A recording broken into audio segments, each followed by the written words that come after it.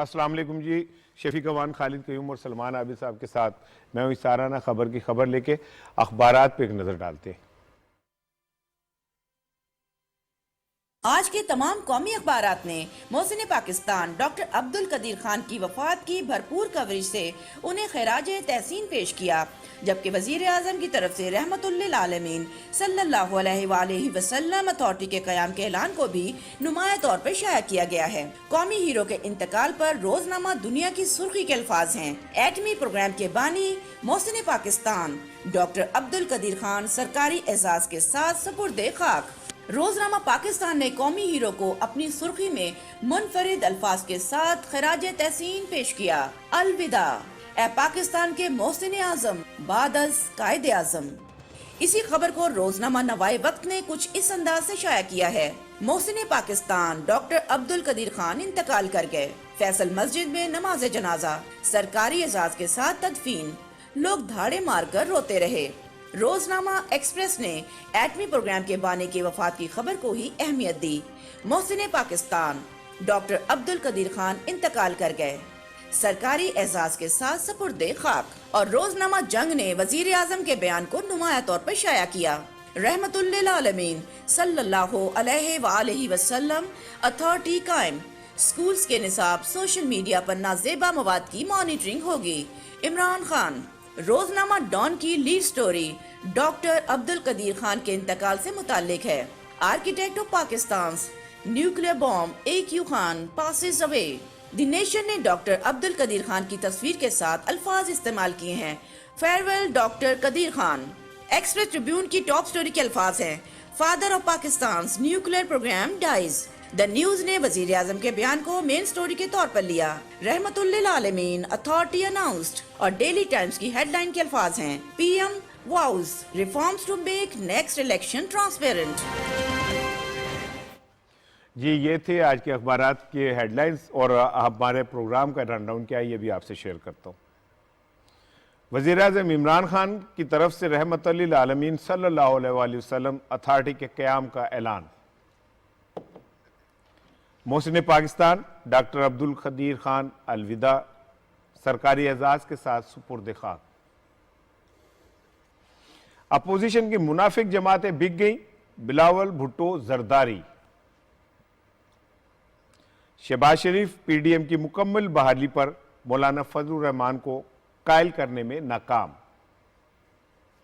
आज के तमाम अखबारात का जो इदारिये है वो डॉक्टर अब्दुल कदीर खान साहब के नाम किए गए हैं। इसी तरह रोजनामा जंग में डॉक्टर अब्दुल कदीर खान साहब का जो आखिरी कालम है वो शेयर करेंगे। और टॉप ट्रेंड है रहमतुल्लिल आलमीन, पूरी दुनिया में वो मनाया जा रहा है और पाकिस्तान में खुसूसी तौर पे हुकूमत के ज़ेर इत्माम इस पर खासी काम हो रहा है और ये पूरा अशरा जो है उसे मनाया जाएगा। अस्सलाम वालेकुम सर। जनाब, आपको मुबारक हो। रहमतुल्लिल आलमीन अथॉरिटी वज़ीर आज़म साहब ने बनाई है और मेरे साथ पीर नूरुल हक कादरी साहब तो वफाकी वज़ीर मजहबी अमूर साथ है। मैंने कहा ज़रा उनसे थोड़ा सा इसमें पूछें। अस्सलाम वालेकुम सर। सर, ये वज़ीर आज़म ने कल जो खिताब किया बड़ा डिफरेंट खिताब था। वज़ीर आज़म का आम रूटीन से हट के खिताब था। आप भी वहाँ मौजूद थे, क्या वहाँ का माहौल था? जी शुक्रिया। आज जो अशर रबीउल अव्वल अशर रहमतुल्लिल आलमीन का शुरुआत प्राइम मिनिस्टर साहब ने वज़ीर आज़म हाउस के एक तकरीब से किया और उसमें इंशाअल्लाह ताला इसके साथ ही पूरे मुल्क में शायद पाकिस्तान की तारीख में पहले दफ़ा है कि इस तरह हुकूमत पूरी तवज्जो इन्हिमाक के साथ और एक मुरतब प्रोग्राम तमाम सूबों में बैक वक़्त आज से लॉन्च हो गया और उसमें तालीमी इदारों में, तमाम हुकूमती दफातर और मराकज़ और इदारों में हुज़ूर सल्लल्लाहु अलैहि वसल्लम की सीरत के हवाले से मुख्तलिफ सेमिनार, तकारीब, मीलाद के, नाथखानी के, सीरत तय्यबा के मकालजात और तहरीरी तकरीरी मुकाबले उसमें करत के एक पूरा कैंपेन है।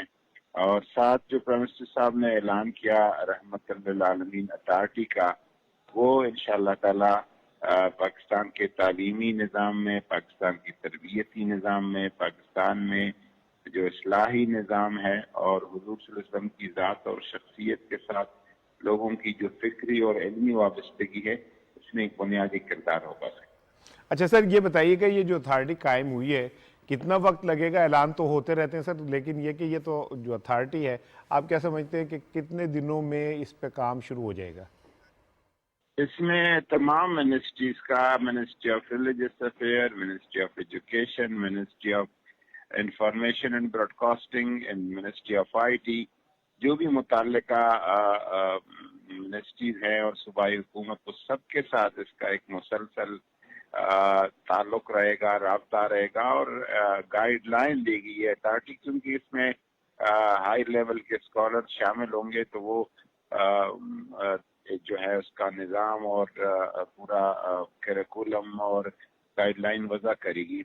इंशाल्लाह अगले प्राइम मिनिस्टर साहब की ख्वाहिश है कि अगले 10-15 दिन में इसका काम अमल में लाया जाए। वो चाहते हैं कि अगर चूंकि अथॉरिटी बनाने के लिए एक अमेंडमेंट और एक वो कानून साजी की ज़रूरत होती है, तो वो चाहते हैं कि अगर उस वक्त नहीं होती और उसमें ताख़ीर होती है तो ऑर्डिनेंस के जरिए या जिस तरीके से भी हो जल्द अज जल्द काम में लाया जाए।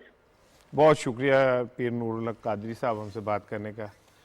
शफीक साहब, ईमानदारी की बात यह कि हम तैयार हो रहे थे सारा कुछ, एक अजीब सी उदासी जो है, डॉक्टर अब्दुल कदीर खान हीरो थे हमारे, बिल्कुल हैं, और उन्होंने जिस तरह पाकिस्तान को, अगर आज पाकिस्तान नाकाबिल तस्खीर है तो उसमें उनका बहुत बड़ा कंट्रीब्यूशन। एक रिपोर्ट में चाह रहा था आपको दिखाऊं, रिपोर्ट दिखाते हैं फिर उसके बाद बात करते हैं।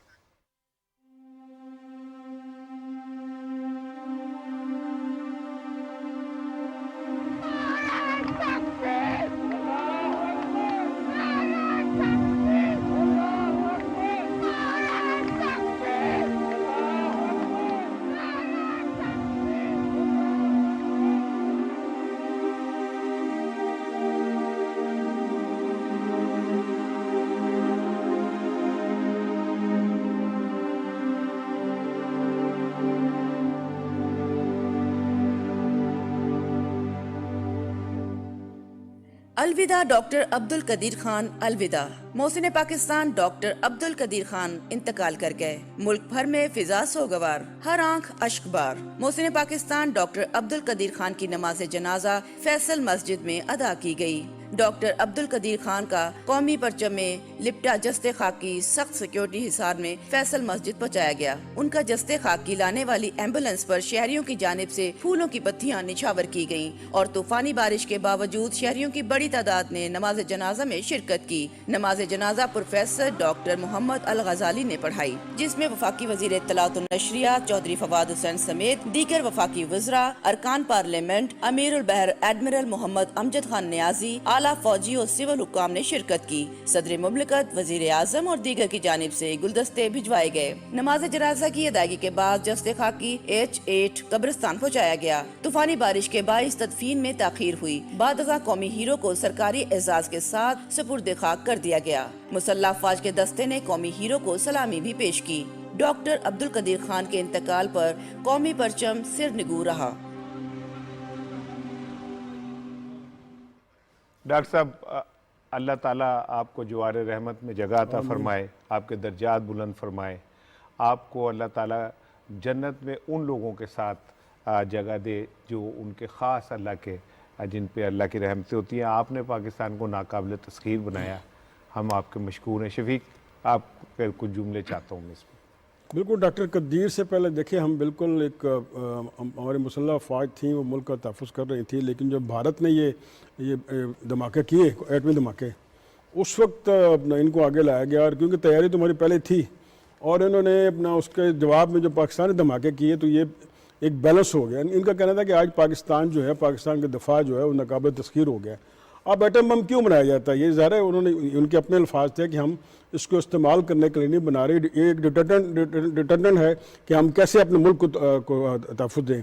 जब हमारा अज़ली दुश्मन भारत एटमी ताकत बन गया तो पाकिस्तान पर बहुत प्रेशर था। खैर वो प्रेशर तो पोलिटिकल और हमारी फ़ौजी क़यादत ने झीला, लेकिन जो टेक्निकल और इसका धमाके को उन्होंने अपना टेक्निकल फ्राहम की इन्होंने, और ये पूरा इन्होंने साथ दिया। और एक ये बड़े मुहब्बतन पाकिस्तानी थे। और बिल्कुल आपने ठीक कहा कि इन्हीं की वजह से हम आज इस दुनिया में खड़े हैं। अदरवाइज भारत का आपको पता है, अगर उस वक्त सियासी क़यादत समझौता कर लेती, लेकिन हमारी ज़ाहिर फ़ौजी क़यादत थी और इनकी बहुत कंट्रीब्यूशन है। इन्हें हमारा सलूट है कि इन्होंने हमें नाकाबिल तस्खीर बनाने में अपना हिस्सा अदा किया। देखिए, वो एक बहुत गैर मामूली आदमी थे और कुदरत हमेशा से ऐसे लोगों से बड़े काम लेती है। अब आप देखिए, डॉक्टर अब्दुल कदीर खान ने जो काम किया, उसकी वजह से आज दुनिया में और ख़ास तौर पे पाकिस्तान के तनाजुर में जो बैलेंस ऑफ पावर है ना, वो आपको तवाज़न नज़र आता है। यानी हम एक एटमी क़ुव्वत हैं और हमारा जो दुश्मन है भारत, वो भी एक एटमी क़ुव्वत है। तो अब दोनों को पता है कि दोनों एटमी ममालिक हैं, इसलिए कोई किसी किस्म की छेड़खानी करने से पहले उनको रियलाइजेशन होती है कि जनाब ये एटमी मुल्क है, हमें इस तरह की चीज़ों में नहीं जाना चाहिए, वरना इसका रिबटल हो सकता है।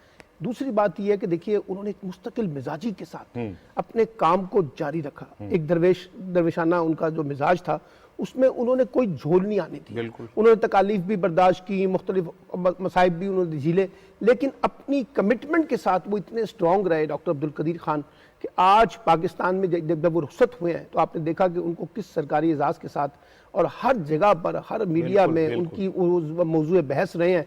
ये एक बड़ी कंट्रीब्यूशन है और मैं समझता हूँ कि डॉक्टर अब्दुल कदीर खान जब भी पाकिस्तान की खुद मुख्तारी, सलामती और एटमी प्रोग्राम की बात होगी तो उसमें से हम डॉक्टर अब्दुल कदीर खान के नाम को रूल आउट नहीं कर सकेंगे। यही उनका सबसे बड़ा कंट्रीब्यूशन है।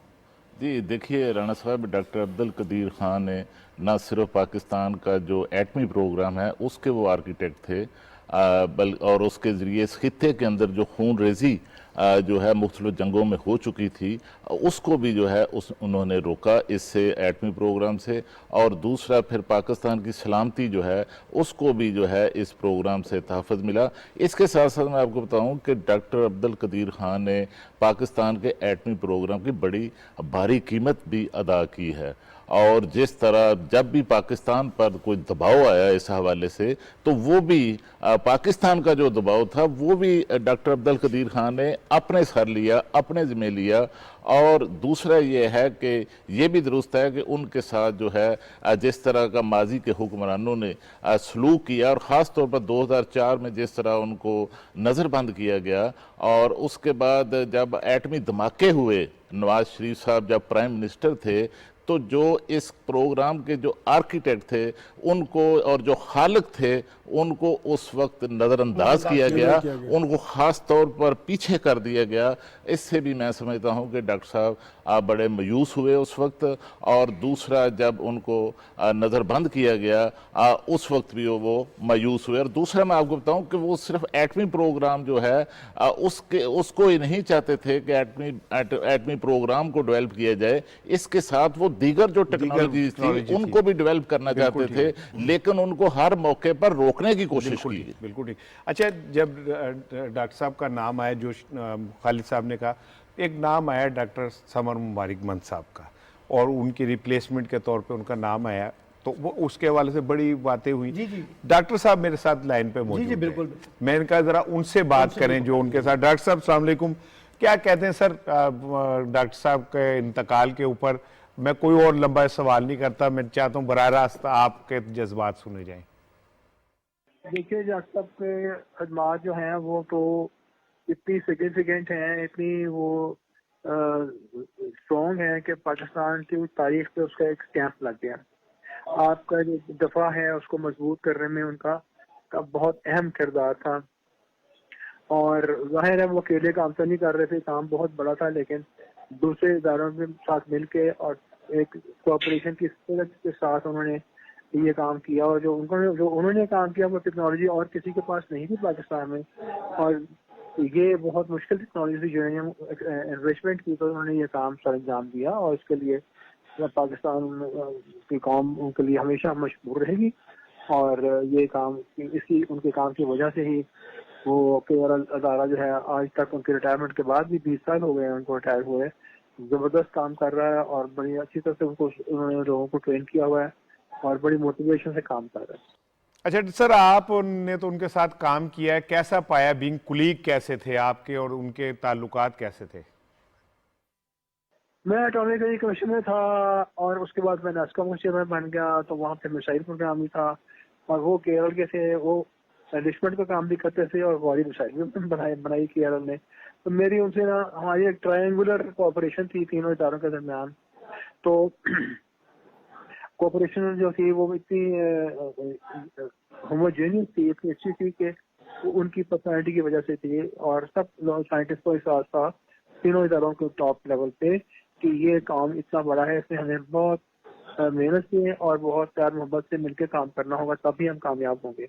और ऐसा ही हुआ। और पाकिस्तान को नुकसान हुआ है एक शख्सियत का, जो कि ऐसा काम कर गई कि पाकिस्तान को काम में कोई नुकसान नहीं हो, इस तरह से ऑर्गेनाइज करके।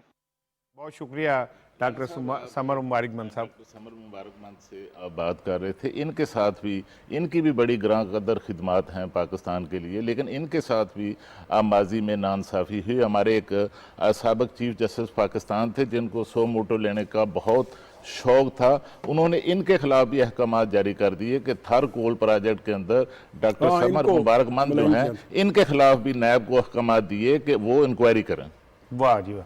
अच्छा, मैं एक छोटा सा एक वाकया इस हवाले से शेयर करूं। मैंने पढ़ा कि जब ये बन रही थी तो वो टरबाइन चलता था तो वो हीटअप हो जाता था। तो मैंने पढ़ा है कि डॉक्टर साहब ना वो कहीं से गुजर रहे थे तो वहाँ एक कोई गांव में एक भट्टी के ऊपर लोहार बाबा जी काम कर रहे थे। डॉक्टर साहब किसी वजह से उनके पास रुक गए और डॉक्टर साहब ने उसको नहीं पता था कि अब्दुल कदीर साहब हैं। डॉक्टर साहब ने कहा कि बाबा जी कोई यहो जिहा मेरा फैक्ट्री है तो जदों मैं चलाना तो ये इस तरह का होता है, तो उनका पुत्र मैनू ना ले जा।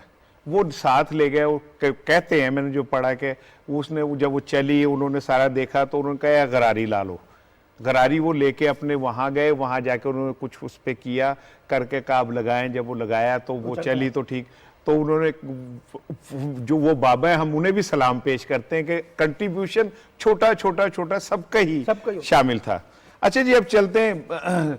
शफीक साहब के चेहरे पे मुस्कुराहट आ गई। शफीक को जैसे बंदे को पता नहीं होता कि अब मैंने वारी लेनी है, जरा मैंने ऑक्सीजन लगती है, ऑक्सीजन लगती है उसके तो मुस्कुराहट देखे ना जरा कैमरा अगर और शफीक का तो हादसा नहीं रुकता है। खालिद साहब, जबकि हम तो तय कर चुके हैं, आपको गुजारिश कर चुके हैं कि आपने जो कुछ जब भी स्टार्ट करना है तो शफीक अवान साहब से अच्छा, शफीक अवान से कर रहे हैं। ये हमने एसओपी बन गया इस प्रोग्राम का। आप डर और खौफ से कर रहे हैं, डर और खौफ से नहीं कर रहे, ये अपने डर और खौफ से नहीं कह रहे, मेरे डर और खौफ से कह रहे।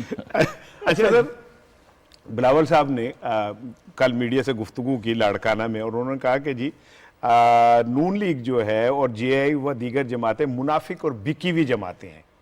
अब ये तो बड़ा, पहले तो वो ये कहते थे कि जी इन्होंने ऐसे कर दिया, अब दो जुमले उन्होंने इस्तेमाल किए, मुनाफिक और बिकी हुई। मैं कोई बात नहीं करता, शफीक साहब आपसे आगाज करते हैं। देखिए, अब उनका एक पीडीएम का एक साबका हिस्सा और अपोजिशन की एक दूसरी बड़ी जमात, जब वो ये कहे ये मुनाफत कर रहे हैं और ये बिके हुए हैं तो पीछे क्या बात रह जाती है। अब बिका उन्होंने उसने इसलिए कहा है कि ज़ाहिर मुस्लिम लीग नून को बहुत रिलीफ मिला है और नहीं रिलीफ मिला तो खुर्शीद शाह को नहीं मिला। तो अच्छा। इस हवाले से वो कहा ये सब बिके हुए हैं अंदर से और हुकूमत से मिले हुए हैं।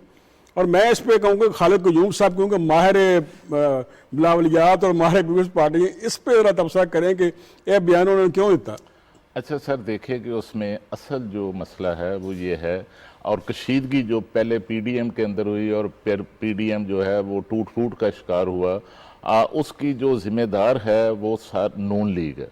देखिए, हमने नवाबजादा नसरुल्लाह मरहूम के साथ रिपोर्टिंग की है। वो बड़े बड़े जो अलाइंसेस पाकिस्तान के अंदर उन्होंने बनाए और जमहूरियत के लिए जिद्दोजहद की, लेकिन उनका एक असूल होता था कि वो जिस पार्टी का एक शख्स भी होता था उस पार्टी को भी वो बराबर जो है की बुनियाद पर साथ रखते थे। और दूसरा, जो बड़ी पार्टी होती है किसी भी अलायंस के अंदर, उसका राना साहब रोल इत्तेहादों की सियासत के अंदर सबसे ज़्यादा होता है, सबसे ज़्यादा उसकी जिम्मेदारी होती है कि बाकी जो छोटी पार्टियां हैं उनको भी साथ लेकर चलना है। लेकिन बदकिस्मती ये हुई कि नून लीग अपने साथ जो इत्तेहादी जमातें थी उनको साथ लेकर चलने के लिए तैयार नहीं थी।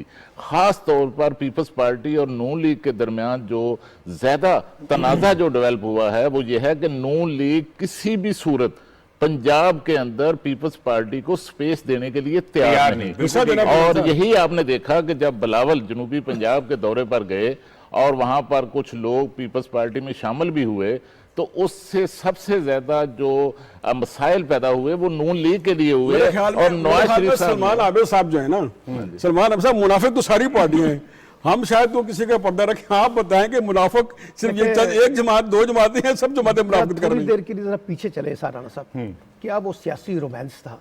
हाथों में हाय, हाथ, हाय, बिलावल, हाय। मरियम, दोनों। फजलुर रहमान, हाँ। असफंदियार वली, महमूद खान अचकजई, आफ्ताब शेरपाव, और एक बहुत बड़े इनकलाब की तैयारियां हैं, आर या पार हुकूमत गई, गड़ी खुदाबक अच्छा चली गड़ी गई। खुदाबक चली गई। अच्छा, ये सारा सियासी रोमांस, और आज हालत ये है कि पीपल्स पार्टी जो है वो कह रही है कि वो मुनाफिक है, हैं और बिकी हुई हैं, और उधर से वो कह रहे हैं कि पीपल्स पार्टी वाले ऐसे हैं। यानी सियासत की मुनाफिकत देखें जरा आप कि किस अंदाज की सियासत पाकिस्तान के अंदर हो रही है। और ये वो लोग हैं जो जमहूरियत के नाम पर, जमहूरियत के नाम कानून की हुक्मरानी के नाम पर, पार्लियामेंट की बालादस्ती के ऊपर अब एक दूसरे के कपड़े उतार रहे हैं। बात यह है कि PMLN का तो एक ट्रैक रिकॉर्ड है, जैसे खालिद क़य्यूम ने कहा ना, इत्तेहादी सियासत में उन्होंने माजी में IGI में जमात इस्लामी के साथ भी डिच किया था, आपको याद होगा, काजी हुसैन अहमद अपने उसकी पूरी रुदात सुनाते थे। इसी तरीके से जब भी कोई इत्तेहाद बना, PMLN समझती है कि हम हैं इस इत्तेहाद के लाडले, और ये बिल्कुल ठीक कहा खालिद क़य्यूम ने कि इत्तेहाद में सब जमातों को साथ लेके चलने की जो सलाहियत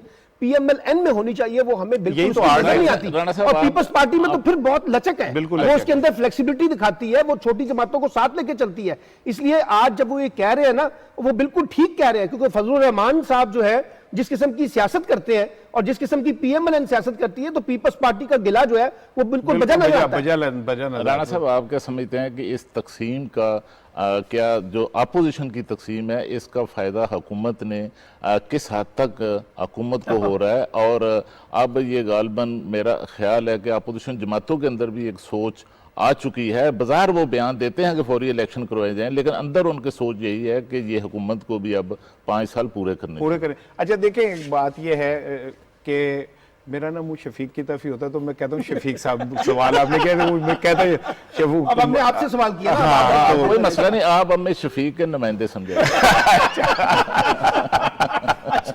अच्छा, तो बतौर शफीक के नुमाइंदा मैं समझता हूँ, देखें अब इस वक्त ग्राउंड रियलिटीज क्या है कि अपोजिशन नामी कोई चीज का वजूद नहीं है। अपोजिशन सिर्फ बयानात की हद तक और अखबारात और मीडिया की हद तक रह गई है। मुस्लिम लीग नून को तो अपनी पड़ गई, उनकी तो सियासत खत्म हो गई। अभी वो तो खानदान की लड़ाई और एक शहजादे और शहजादी की लड़ाई जो है उसका शिकार है। पीपल्स पार्टी खामोशी से, मैं बिलावल भुट्टो को क्रेडिट दूंगा, अब ये मैं शफीक की तर्जुमानी नहीं कर रहा, आपकी कर रहा हूं, तो मैं ये क्रेडिट दूंगा कि बिलावल भुट्टो ने बड़े तरीके से, देखे ना आजाद कश्मीर पे अभी मैंने आपसे बात करनी है इलेक्शन में कि एक सीट पीपल्स पार्टी जीत गई, एक PTI जीत गई, तो बिलावल भुट्टो ने अपने कार्ड बहुत अच्छी तरह खेले। वो मरियम और नवाज शरीफ जो जुल्फकार अली भुट्टो के लिए बहुत कुछ कहते थे, वो मरियम को वहां गड़ी खुदाबख्श लेके गए और वहां पे मरियम ने जीए भुट्टो के भी नारे लगा लिए। तो ये एक पॉलिटिकल अचीवमेंट है।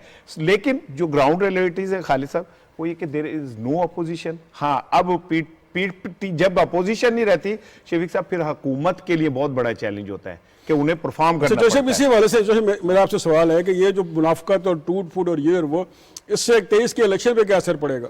जी देखिए कि ये 2023 के जो इलेक्शन है ये उसी की तैयारी हो रही है, और इनका नून लीग ये समझती है कि शायद साउथ पंजाब के अंदर उनको जो आइंदा 2023 के इंतखाबात होंगे वहाँ पर जो है उनको कोई डेंट पड़ सकता है, और उनके कुछ लोग जो हैं आखिरी स्टेज पर जब इंतखाबात करीब होंगे तो वो शामिल हो सकते हैं। क्योंकि जो पिछले दिनों हमजा शहबाज जो गए हैं जनूबी पंजाब के दौरे पर, तो वहाँ पर कोई बड़ी सियासी शख्सियात नून लीग में शामिल नहीं हो सकी, सिर्फ वो लोग शामिल हुए जो पहले से नून लीग में थे, और कुछ नए लोग जो हैं वो शामिल नहीं हुए। तो मैं समझता हूँ कि साउथ पंजाब के अंदर कम से कम, सेंट्रल पंजाब में तो PTI और नून लीग के मुकाबले होंगे, लेकिन साउथ पंजाब के अंदर पीपल्स पार्टी, PTI और नून लीग तीनों जमातों के दरमियान जो हैं अब वो इलेक्शन मतवक्के है। और ये जमातें जो हैं, ख़ास तौर पर अपोजिशन की जमातें पीपल्स पार्टी और नून लीग जो हैं, वो माहौल बना रही हैं जो 2023 का आपस में एक दूसरे के मद्दे मुकाबले ने कह दिया मुनाफे के सारी अपोजिशन जमातें, ये उनकी दरार मजीद वसी हो गई। तो अब खालिद साहब ने कहा कि अगले इलेक्शन में इसका असर होगा, यकीनन होगा। और जो इस वक्त करंट पॉलिटिक्स है उसमें भी असर होगा। आपने बिलावल की बहुत तारीफ की कि इन्होंने बड़ा अच्छा कार्ड खेला और ये अपने पत्ते ठीक खेल रहे हैं, लेकिन आप देखिए इसका फायदा इसको फायदा जा रहा है पीटीआई को। जी सलमान साहब, लेकिन बात ये ना कि वो कहते हैं ना, इस घर को आग लगी घर के चिराग से। ये अपोजिशन जमातें जो है ना अपने अंदर एक दूसरे से दस्तों गिरेबान हो गई है। बिल्कुल सही। अच्छा, इसका नतीजा क्या होगा? अब जैसे आज बिलावल साहब ने कहा है, कल पीएमएल इसकी बैशिंग करेंगे, उधर से मौलाना फजल रहमान बैशिंग करेंगे, तो ये तो आपस में उलझ गए ना। टारगेट तो था इनका हुकूमत को गिराना या हुकूमत के बारे में आगे लाहेमल तय करना, तो अब हुकूमत पीछे रह गई है, अपोजिशन जो है वो सारे आपस में दस्तों गिरबान हो गए। तो इसका नुकसान जो है, जैसे भी खालिद कह रहे थे कि 2023 के जो इंतखाबात हैं जिसमें नई पॉलिटिकल अरेंजमेंट होनी है, साउथ पंजाब जो पानीपत की जंग पंजाब के अंदर होनी है, बिलावल साहब की या जरदारी साहब की पूरी कोशिश ये है कि हम साउथ पंजाब, खासतौर पे सेंट्रल पंजाब नहीं, साउथ पंजाब में जो आजाद अराकीन हैं, जो ताकतवर अराकीन हैं, उनको अपने साथ मिला के एक 1-to-1 मुकाबले की फिजा पैदा कर दें, जहां पीटीआई के मुकाबले में एक पीपल्स पार्टी का और दीगर जमातों का मिलकर कोई अलायंस बन जाए, जिसका वो 1-to-1 मुकाबला करें और 10-12 सीटें अगर वहां से निकल आए तो पीपल्स पार्टी समझती है हमारी बहुत बड़ी अचीवमेंट होगी। सलमान साहब, ये जो बात आप कर रहे हैं इसी का एक तसलसल है कि आज अखबारात के अंदर मुस्लिम लीग नून पंजाब के जो सदर हैं राणा सनाउल्लाह, उनका एक बयान छपा हुआ है कि अगर पीपल्स पार्टी पीडीएम में हमारे साथ होती तो अब तक जो है वो इंतखाबात जो हैं उनका ऐलान हो चुका होता। और दूसरा, नून लीग को एक राणा साहब जो आप कश्मीर के हवाले से बात कर रहे थे, वहाँ जो कल ज़िमनी इंतखाबात हुए हैं वहाँ पर भी नून लीग को एक बहुत बड़ा एक दचका एक बार फिर लगा है कि ये जहाँ से ये पीपल्स पार्टी का कैंडिडेट आमिर यासीन जो पीपल्स पार्टी के सदर हैं वहाँ पर आज़ाद कश्मीर को, उनका बेटा है ये, और ये इस हवाले से दिलचस्प बात ये है कि वो जेल से इलेक्शन जीता है। अच्छा। और नून लीग का जो उम्मीदवार है वो तीसरे नंबर पर है इस हल्के के अंदर। बिल्कुल सही। और पीटीआई के जो सदर हैं आजाद कश्मीर के बैरिस्टर सुल्तान महमूद चौधरी, उनका बेटा मीरपुर की जो नशिस्त है वहां से भारी अक्सरियत के साथ नून लीग के मुकाबले में इलेक्शन जीता। दिलचस्प बात बताऊं, चिन्नौट से एमएनए है नून लीग के कैसर शेख साहब, उन्होंने पार्टी सरगर्मियों का बाइकाट कर दिया है। उन्होंने कहा जी मैं किसी चीज़ में शरीक नहीं होऊंगा, मैं किसी इजलास में नहीं जाऊंगा, मैं पीडीएम के जलसे में भी नहीं जाऊंगा। सर, उसकी एक वजह है ना, जो मैंने आपको कहा था कि बहुत से लोग जो हैं अब इस शशुपंज में पड़ गए हैं कि वो हमजा शहबाज के साथ खड़े हो, शफीक अवान साहब, या मरियम नवाज के साथ खड़े हो। यानी मुख्तलिफ एक्टिविटीज हो रही है ना, इधर से हमजा शहबाज कुछ एक्टिविटीज कर रहे हैं, उधर से मरियम एक्टिविटीज कर रहे हैं, तो बहुत से अरकान असेंबली जो है उनके अंदर एक फ्रस्ट्रेशन आ रही है। दूसरा, 2023 के इंतखाबात हैं, वो अपनी पॉलिटिकल अरेंजमेंट देख रहे हैं, वो ये देखेंगे कि भाई इस टकराव की वजह से हमें यहाँ पर क्या मिलना है, इसलिए ये सिर्फ मसला कैसर शेख का नहीं है, वो तो जरा बोल पड़े ना, और भी बहुत से अरकान असेंबली हैं। आप देखिए जरा, आप हमजा शहबाज को देखें और मरियम नवाज को देखें, आपको ज्यादा अरकान असेंबली कहां नजर आ रहे हैं? हमजा शहबाज की तरफ नजर आ रहे हैं ना, मरियम की तरफ नहीं आ रहे। ये जो कैसर अहमद शेख हैं इनका भी जो है मफाहमती जो ग्रुप है उसके साथ है, और इन्होंने यहां तक कहा कि अगर पार्टी की क़यादत ने पॉलिसी तब्दील ना की तो फिर वो पार्टी छोड़ भी सकती है। उन्होंने कहा जी ये जो तहफुजात और खदशात हैं आपने अगर वर्कर्स के दूर ना किए तो फिर हम अलहदा हो जाएंगे। यार देखिए ये जो लोग हैं ना, ये हैं घोड़े की सवारियां। ये घोड़े का सवारी कौन करता है? वही जिसके पास वसाइल होते हैं, और इनको हर कीमत पे ना असेंबली में जाना है, चाहे नून से जाएं, पीटीआई से जाएं, चाहे पीपल्स पार्टी से जाएं, चाहे आजाद जाएं, चाहे मौलाना जहां से जाएं। तो ये जो घोड़े की सवारी है ना, टांगे की सवारी है ना, मैं कहता हूं मुस्कुरा रहे हो, ये घोड़े की सवारी, ये हर सूरत ना अपना उनकी प्रेफरेंस होती है कि वो हाउस में पहुंचे और अपना टो डब्बा और सारा उनके पूरा डेरादारी सियासत चलती इसी पे कि उन्होंने असेंबली में होना है। ये एक ब्रेक लेनी है, एक ब्रेक लेनी है। ब्रेक के बाद नाज़रीन हम आते हैं, एक छोटी सी ब्रेक है। ब्रेक के बाद बात करेंगे कि मौलाना फजलुर रहमान कायल नहीं हो सके, पीडीएम के मुकम्मल बारी पे क्यों नहीं हो सके, और उनके क्या तहफुजात हैं, और शहबाज शरीफ साहब क्यों चाहते हैं कि ये बहाल हो, इस पर गुफ्तगू करेंगे। एक ब्रेक लेते हैं।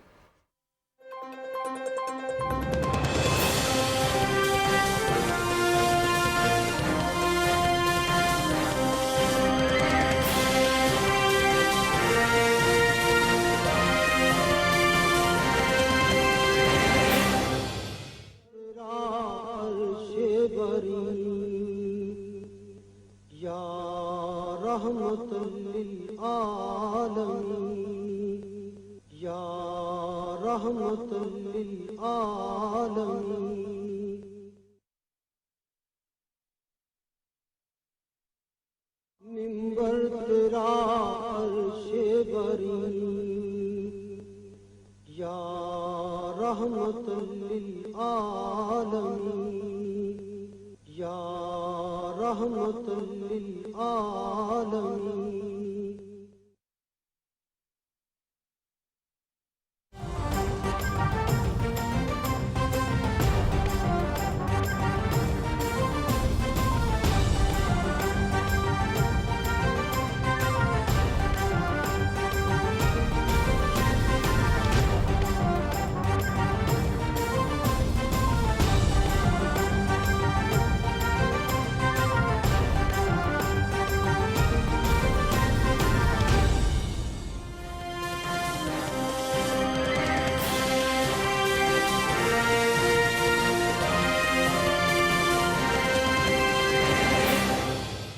जी वेलकम बैक जी। यार क्यों नहीं फजल रहमान साहब मानते पे, क्या वजह है? शहबाज शरीफ साहब आप कह रहे हैं पीडीएम बहाल करो, वो कहते हैं जी अभी राना साहब जो कल मुलाकात हुई ना, उसमें अपना हमारे जो शहबाज शरीफ की बीमार पुरसी के लिए गए थे मौलाना फजल रहमान, इन्वर्टेड कामा वाली बीमार पुरसी है। सलमान साहब ने मुझे बहुत पहले बता दिया नहीं था। बीमार पुरसी पहले मुझे बताओ, वो बीमार पुरसी इन्वर्टेड में या बीमारी इन्वर्टेड वो आप शरारतें ना करें। हाँ। बेल वो गए थे तो उनका उसका मकसद ये था, आपको पता है जो बार एक्टिविटी हो रही थी तो वो जब भी ऐसी एक्टिविटी होती है तो वो एक किस्म का हाइबरनेट हो जाते हैं शहबाज शरीफ साहब। और ये जो अपना मौलाना फजल रहमान साहब को उन्होंने कन्विंस करने की कोशिश की कि आप पीडीएम बहाल कर दें, पीपल्स पार्टी एनपीओ के लिए हमारे टारगेट बड़े हैं और जब तक वो नहीं होंगे उस वक्त हम अपने टारगेट अचीव नहीं कर सकते। ये असल जुमला है। आपने उन्हें बाहर निकाल के हमें बिल्कुल हम बिल्कुल दीवार के साथ लगे, पूरा मीडिया हमें क्रिटिसाइज कर रहा है और पूरी अपने जो पॉलिटिकल लीड है वो क्रिटिसाइज कर रही है। और उन्होंने कहा इत्तेहाद के लिए देखे, शहबाज शरीफ ने कहा कि ये जो अपना मौलाना साहब को सॉरी नवाज रसूलुल्लाह का जिक्र किया खालिद क़य्यूम साहब ने कि वो किस तरह इत्तेहाद करते थे। इत्तेहादों में साथ सबको साथ लेके चले, अगर आप आपस में उलझ जाएंगे, बड़ापन होना चाहिए, आपस में लेके उलझ जाएंगे तो फिर आगे आपके वोट तकसीम होंगे। बिल्कुल। लेकिन ये मौलाना साहब को कन्विंस नहीं, उन्होंने कहा आप बड़े भाई से बात करें। अच्छा, अब बड़े भाई से क्या बात करें? बड़े भाई से बात करने से पहले उन्हें मरियम नवाज से बात करनी पड़ेगी और मरियम नवाज तो उनकी सुनने को तैयार नहीं। आपने देखा जैसे वो निकले घर से बाहर तो मरियम मिलने गई तो वो गाड़ी से उतरना गवारा नहीं किया उन्होंने, बल्कि हर खातून के लिए वो बिल्कुल ठीक आपने इशारा कर रहे हैं, वो खड़े होते हैं, बार एहतराम देते हैं। लेकिन वो मौलाना साहब को कन्विंस करने में नाकाम हो गए कि पीडीएम को बहाल करो, यानी वो इसकी जो ताकत है ना आपकी ये अपना पोजीशन को उसको डिवाइड कर रहे हैं। सलमान साहब मेरी बात सुने, एक तरफ शहबाज जो पीडीएम और अपोजिशन जी हम ये कर देंगे वो कर देंगे, चांद से तारे तोड़ लाएंगे, पीटीआई को फारिग कर दें, और अपने अंदर ये हाल है कि वो एक दूसरे को सुनने को तैयार नहीं है। पीपल्स पार्टी को और एनपी को निकाला था ना, तो उस वक्त ये इसका जनाजा जो है ना पीडीएम का, ये अमली तौर पे निकल चुका था, खत्म हो चुका था, दफना दिया गया था एक बात। अब शहबाज शरीफ क्या करने गए थे, या शहबाज शरीफ का एजेंडा क्या था? शहबाज शरीफ का एजेंडा ये था कि फजल रहमान को पार्लिमानी सियासत में लाएं, पार्लियामेंट के अंदर लाएं, पार्लियामेंट के अंदर लाने से जो पार्लियामेंट में पॉलिटिक्स हो रही है उसके साथ जोड़ें और उनको कहा जाए कि जनाब अगले इंतखाबात को टारगेट करें, मुनसिफाना और शफाफ इंतखाबात की बात करते हैं और सिस्टम को आगे चलाएं, पार्लिमानी पॉलिटिक्स को आगे चलाएं, डेमोक्रेसी को आगे चलाएं। अच्छा, फजल रहमान का तो एजेंडा ही कुछ और है, वो तो पहले दिन से इस असेंबली को तस्लीम करने के लिए तैयार नहीं है, वो तो कहते थे कि आप सब यहां से जाके हलफ ही ना उठाएं। अब फजल रहमान को ये लग रहा है कि शहबाज शरीफ साहब जो है वो तो एस्टैब्लिशमेंट के साथ लगता है कुछ ताने बाने जोड़ के एक नए एजेंडे पे काम कर रहे हैं और मुझे भी साथ अपनी पीछे जो है ना डब्बे में लगाना चाहते हैं ट्रेन के। उन्होंने कहा नहीं, मैं तो चढ़ा हुआ हूं इस वक्त मरियम नवाज के डब्बे के ऊपर और नवाज शरीफ के डब्बे के ऊपर, आज मैं पॉलिटिक्स करूंगा वो वाली। अब आप ये देखिए कि जो दो डिवीजन पैदा हुई है ना पार्टी के अंदर या इत्तेहाद के अंदर, एक तरफ चला गया वो मुफाहमती बयानिया और एक तरफ चला गया मज़ामती बयानिया। अब मज़ामती बयानिया का आखिरी कैरेक्टर जो है ना वो फजल रहमान का, जो इत्तेहादी जमात में। एक सेकंड, एक छोटी बात सुने। अब आप ये जरा मुझे बताएं कि इस वक्त महमूद खान अचकज़ई कहां पर है, असफंदियार वली कहां पर, वो कहीं भी नहीं, आफ्ताब शेरपाव कहां पर है, वो जो पीडीएम के अंदर बाकी लोग रह गए वो तो गायब हो गए सारे के सारे, क्योंकि उनको लगा ये लड़ाई तो आपस की जाती लड़ाई बन गई है, हमें इसमें अपने आप को जोड़ने की क्या जरूरत है। इसलिए अब वो जितने मर्जी लॉन्ग मार्च कर लें, जितनी मर्जी प्लानिंग कर लें, इसमें से कुछ नहीं निकलना, ये मुर्दा घोड़ा है। खालिद क़य्यूम साहब, मुझे और आपसे और राना साहब से बहुत गिला है, जहाँ इतने बंदे इलेक्ट हुए थे मौलाना फजल रहमान साहब को इलेक्ट करवा लेते, अगर ये तो आज ये ऐसे अगर चौधरी साहब साजिश ना करते तो फजल रहमान अंदर आ सकते थे। साहब देखिए कि इस अलायंस के अंदर जो अपोजिशन का जो बहुत बड़ा एक अलायंस बना था, तरीक का सबसे बड़ा अलायंस था और पाकिस्तान की तरीक की सबसे बड़ी अपोजिशन थी, जिसका आज ये मौलाना फजल रहमान जिसके सरबराह बने थे। मैं समझता हूँ कि इसमें अपोजिशन की तो तकसीम से अपोजिशन को तो नुकसान हुआ है, लेकिन सबसे बड़ी जो नाकामी हुई है वो मौलाना फजलुर रहमान की हुई है, क्योंकि जो इत्तेहाद का सरबराह होता है उसकी सबसे ज़्यादा ये जिम्मेदारी होती है कि वो इत्तेहाद को कायम रखे और इत्तेहाद को कायम रखने के लिए सब जमातों को साथ लेकर चले, लेकिन उसमें वो नाकाम रहे।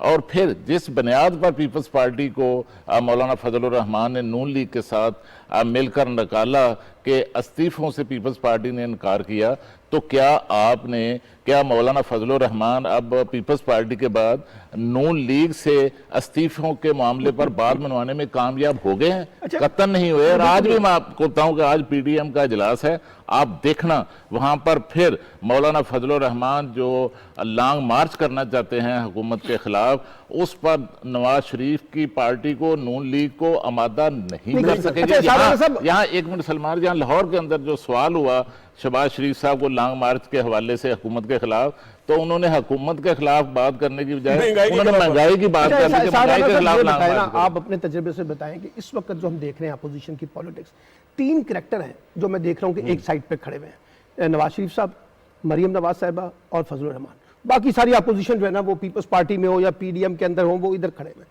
अब ये 3 करेंगे क्या फ्यूचर पॉलिटिक्स में? आपको क्या नजर आ रहा है? 3 इडियट्स। मैं मजे की बात बताऊं, हम सब ये भी उधर रहा है, मीर शकील रहमान साहब ने मुझे हायर किया और 4 साल मुझे कोई काम नहीं दिया, मैं घर बैठा रहा। वाह वाह वाह, अब तो और तनख्वाह मिलती रही। एक दिन मैंने तंग आके उन्हें कहा कि सर मुझे जाने दें, आपकी मेहरबानी। कहते तनख्वाह तो मिल रही है। मैं कहा मुझे जाने क्यों नहीं देते? कहते बाहर जाके ज्यादा नुकसान पहुंचाएगा। तो बिलावल भुट्टो पीडीएम से निकल के ज्यादा खतरनाक हुए। बिलावल भुट्टो ने पीडीएम से निकल के वो हमले किए, वो बातें की जो ये अफोर्ड नहीं करते। नहीं, आज पीटीआई की हुकूमत जिनको एक्सपोज नहीं कर सकी, वो बिलावल भुट्टो ने एक्सपोज कर। आज बिलावल भुट्टो साहब का जो ये बयान है ना कि मुनाफिक, ये बिकी हुई बड़ा और बिके हुए लोग, इतना सख्त तो पीटीआई की लीडरशिप ने इस बात को इंडोर्स करते हैं खालिद क्यूम साहब, शफीक साहब की बात कि उनसे सवाल कर रहे हैं कि जी बताएं कि ये जो सदारती ऑर्डिनेंस आया है इस पे, उन्होंने कहा जी टिंडे बहुत महंगे हो गए और टमाटर बहुत महंगे हो गए। बात यह है कि अनफॉर्चुनेटली पाकिस्तान के सियासतदान हिरस के मारे हुए दौलत के पुजारी और इक्तिदार के पुजारी होते हैं। कल इमरान खान साहब की जो तकरीर थी रहमतुल्लिल आलमीन, मैंने पूरी सुनी, उसमें इमरान खान एक नए अंदाज का लीडर नजर आया है। और कहीं उन्होंने ये नहीं कहा कि मैं को फरिश्ता हूं, कहा मैंने बड़ी लाइफ गुजारी है, लेकिन अब मैं ये समझता हूं कि ऐसे है, जब तक आप पाकिस्तान के साथ मुखलिस नहीं होंगे, जब तक आप अपने कारोबार की तरक्की से निकल के पाकिस्तान के लिए नहीं सोचेंगे, यही होगा जो हो रहा है। राणा साहब बिल्कुल ठीक है। पता है जो खालिद ने कहा ना कि सवाल हुए शहबाज शरीफ से, सवाल चना जवाब गंदम। सवाल उनसे था कि आप लॉन्ग मार्च करना, वो लॉन्गा वाला ले गए। अब फिर उनसे एक और सवाल हुआ, मैं भी वो लाइव देख रहा था कि भाई ये मरियम नवाज का जो बयानिया उस पर, और शहबाज शरीफ भाग लिए, पीछे मुड़ कर नहीं देखा उन्होंने। यानी ये देखा ना, वो जब मरियम से सवाल किया गया तो वो शहबाज शरीफ को जवाब देने से इनकार कर दिया। अब ये देखें, ये मुनाफिक खेल रहे हैं। जो अपना बिलावल ने कहा कि बिल्कुल ठीक कहा है, लेकिन मैं तो कहता हूँ कि बजाय इसके कि आप किसी एक को मुनाफिक कहें, मेरे ख्याल में जो पुलिस की सारी पार्टियां एक दूसरे से मुनाफिक कर रही हैं, चाहे फजल रहमान हो, चाहे नून हो, चाहे पीपल्स पार्टी, चाहे कोई पार्टी हो। अब देखें ना, जो मुस्लिम नून है उसने कभी भी तादी सियासत की नहीं, वो हमेशा सोलो फ्लाइट रही थी। उससे पीपल्स पार्टी ने इनको क्यों निकाला पीडीएम से? क्योंकि अगर कल इलेक्शन होते हैं, इकट्ठे होते हैं, इन्हें पंजाब से हिस्सा देना पड़ता, पेशावर में एसकेपी में हिस्सा देना पड़ता, और इनकी जो स्ट्रेंथ है, जो टिकटें हैं वो तकसीम होती। अब मुस्लिम लीग नून हमेशा ये समझती है कि वो हर फन मौला है, वो सब कुछ कर सकती है। और ये जो इसकी अप्रोच है, इस अप्रोच में एक मिनट, इस अप्रोच में ना हमेशा इनका नुकसान है और अब भी नुकसान ही होगा। मैं छोटी बात बताऊं, आपको पता है हुकूमत की कोशिश क्या होती है? हुकूमत की कोशिश हमेशा ये होती है, कोई भी हुकूमत हो, कि अपोजिशन जो है वो कमजोर हो और तकसीम हो। अब देखिए, जो काम हुकूमत चाहती थी ना, वो काम पीडीएम की मैं आपसे एग्री नहीं करता। ये अपोजिशन चाह रही है कि अपोजिशन कमजोर हो। तो मेरा मतलब यह है कि देखिए ना, आप उसका फायदा जो है बेनिफिशियरी, जैसे आपने शुरू में कहा, बेनिफिशियरी कौन है? बेनिफिशियरी है कि जब आपको याद है पीडीएम बनी थी तो किस ताकत के साथ उसने ललकारा था हुकूमत को, तो लग रहा था कि एक बड़ा मोमेंटम क्रिएट हो गया, कर भी लिया था। अब उसके बाद जो सिनेरियो अब बन गया है, अब हुकूमत के लिए क्या मुश्किल है जी? पीडीएम तो खुद अपने अंदर दबी हुई है बोझ तले। मैंने शफीक अवान जो बात कर रहे थे, एक तजवीज़ एक मौके पर पीपल्स पार्टी की तरफ से ये प्रपोजल सामने आई थी पीडीएम के क़यादत के अजलास के दौरान कि पीपल्स पार्टी कराची से अगले इंतखाबात में 2023 के इंतखाबात में कराची से और इंटीरियर सिंध से कुछ नशिस्तें नून लीग को देने के लिए तैयार है, और उसके बदले जो है वो पंजाब से उन्होंने कुछ नशिस्तें मांगी थी, लेकिन नून लीग की लीडरशिप इस पर आमादा नहीं हुई। सर, आज जंग में डॉक्टर अब्दुल कदीर खान साहब का कॉलम छपा, आखिरी कॉलम, उनकी आखिरी तहरीर, और उसमें मैं एक आखिरी जो उनका आखिरी 2 जुमले शेयर करता हूँ। आखिरी कॉलम का अपने आखिरी जुमला है उनका कि हकीकत यह है कि मेरा रब कभी मुझे तन्हा नहीं छोड़ेगा। वाह वाह वाह। अब ये जुमला इटसेल्फ, हम तीनों लिखने वाले हैं, बाज़ औक़ात एक जुमला पूरे कॉलम पे भारी होता है, और ये जुमला के हकीकत ये है कि मेरा रब कभी मुझे तन्हा नहीं छोड़ेगा। कल बारिश के अंदर, शदीद बारिश के अंदर, जिस तरह लोग पहुंचे, जिस तरह लोगों ने वहां पे जाके ट्रिब्यूट दिया, और हम तीनों ने देखा, हम खुद भी, एक अजीब सी उदासी हमारे दिल पे रही। हम डॉक्टर अब्दुल कदीर साहब से शायद उतना ज्यादा नहीं मिले, लेकिन साहब एक चीज देखिए जरा कि वो बीमार थे काफी अरसे से, आपको पता है उनको कोविड का अटैक हुआ था। हाँ जी। उसके बावजूद उन्हें लिखना नहीं छोड़ा था। हाँ। और मुसलसल लिखते रहे, और ये आखिरी तहरीर भी जो है ये जाहिर करती है कि कलम से जो उनका आखिरी में रिश्ता जुड़ा था ना, वो उनकी आखिरी सांस तक। तमाम कॉलम जो थे ना वो किस पे होते थे? पाकिस्तान और दीन पे कार्बन रहने की बात करते थे। हमारे यूथ को कहते थे कि आप जो एक इनको कॉलम था कि यूथ को ने एड्रेस किया था कि आप जो ये वेस्ट के पीछे भाग रहे हो, आप कम अज कम इधर आए और सीरत नबी की तरफ आए, वो देखें वो क्या है। और वो हुकूमत से भी ये कहते थे कि आप जो है हमारे लोगों को ऑप्शन दें, अपना भी ऑप्शन दे, दूसरा भी ऑप्शन दे। बिल्कुल सही। और कल प्राइम मिनिस्टर इमरान खान ने ये ऑप्शन दिया, यही बात की, ये कल प्राइम मिनिस्टर ने ऑप्शन दिया कि हम लोगों को वो नहीं कि फलां चीज बंद कर दें, फलां चीज बंद कर दें। उन्होंने कहा ये तहकीक हुई नहीं कि नबी करीम सल्लल्लाहु अलैहि वसल्लम क्या चाहते थे, जो आपके ह्यूमन राइट्स हैं, दूसरे राइट्स हैं। अब अमेरिका में तो अब तक जो है वो कालों के खिलाफ जो है बुग़्ज़ है, लेकिन हमारे नबी करीम सल्लल्लाहु अलैहि वसल्लम 14 साल पहले चीजें खत्म कर दी, और ये हमारे यूथ को बताना चाहिए। यही चाहते थे कदीर खान साहब, और यही प्राइम मिनिस्टर ने कल कर दिया।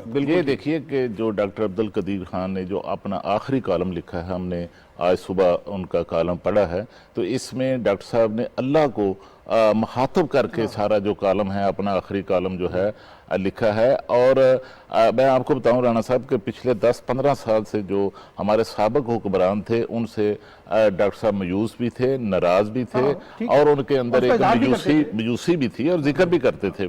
लेकिन वो पब्लिक के, अवाम के मफाद के मंसूबों में बढ़ चढ़ कर हिस्सा लेते रहे। एक लाहौर के अंदर आपकी जिधर रिहाइश है, उस एरिया के अंदर एक हॉस्पिटल, जो ट्रस्ट का हॉस्पिटल है, वो डॉक्टर साहब ने जो है वो काम कर रहे हैं, वो काम कर रहे हैं। वो डॉक्टर साहब ने सारी फंड रेजिंग कॉलम का एक जुमला, एक और पैरा में शेयर करना चाह रहा हूँ कॉलम का।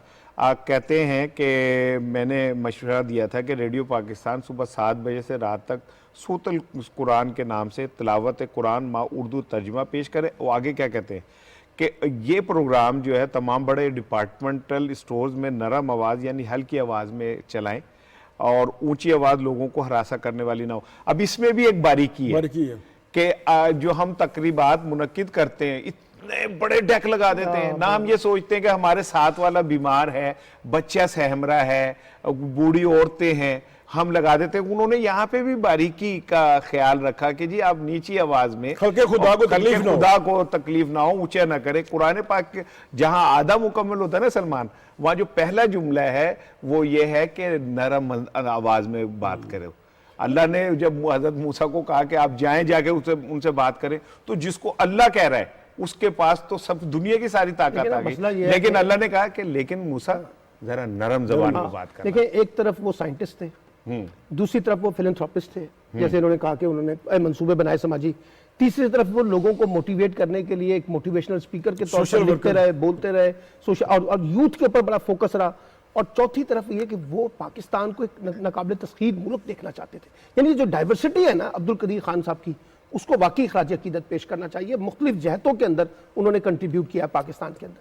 और उन्होंने डॉक्टर साहब ने देखिए कि बड़ी मुश्किलात का भी जो जी, है जी, वो आपने सामना खुद करना भी किया है, और जो बैन अल-अक़वामी सतह पर जो आलमी ताकतें हैं उनकी तरफ से डॉक्टर साहब को हरासा किया गया, और उनको अंदाज़ा है कि हरासा करने से और तकलीफ देने से जो है वो किस किस्म के मसाइल का सामना करना पड़ता है। मैं अल्लाह उन्हें वरीक़ रहमत करे, अल्लाह उनके दर्जात बुलंद करे। आज तमाम अखबारात में भी शफीक साहब इदारी उस पर उनका हक था, ना सिर्फ इदारी लिखिए बल्कि एडिशन शायद एडिशन शायद सारे अखबारात ये में हक उनका था कि उनको ये इतना दिया जाए, और हमें उन्हें भूलना नहीं चाहिए, वो हम मोहसिनों को कभी भूलना नहीं चाहिए। आज के प्रोग्राम का वक्त खत्म हो रहा है, और जो टॉप ट्रेंड है सर वो है रहमतुल लिल आलमीन, और अल्हम्दुलिल्लाह हम उम्मती हैं नबी पाक सल्लल्लाहु अलैहि वसल्लम ने, वो आप तमाम अंबिया को उठाएं और उनकी ज़िंदगी को देखें।